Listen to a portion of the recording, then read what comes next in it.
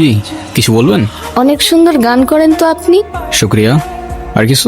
আমি না ঘুরায় পেঁচায় কথা বলতে পারি না। আচ্ছা, তারপর আমার না আপনাকে ভাল লাগছে। কি করতে হবে এখন?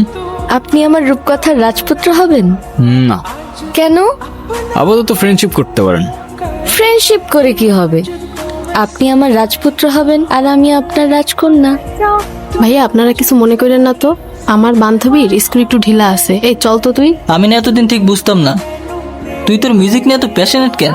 আজকে বুঝলাম বন্ধু। খুব ভালো বুঝছেন, ধন্যবাদ, অ্যাপ্রিসিয়েটেড। ও তো শোন না, আপনি আমার রূপকথার রাজপুত্র হবেন। আরে না না, আপনি আমার রাজপুত্র হবেন আর আমি আপনার রাজকন্যা। আরে থাম না ব্রো, শোন না কি হয়েছে।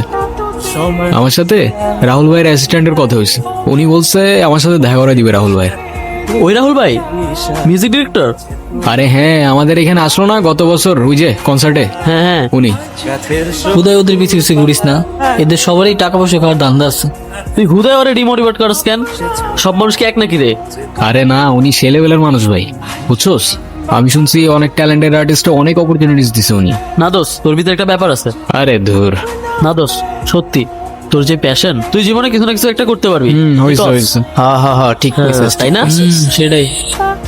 হাই রাজপুত্র। Hello, what's up? এই তো, আপনার কি অবস্থা? এই তো আলহামদুলিল্লাহ। আপনার নামটা যেন কি?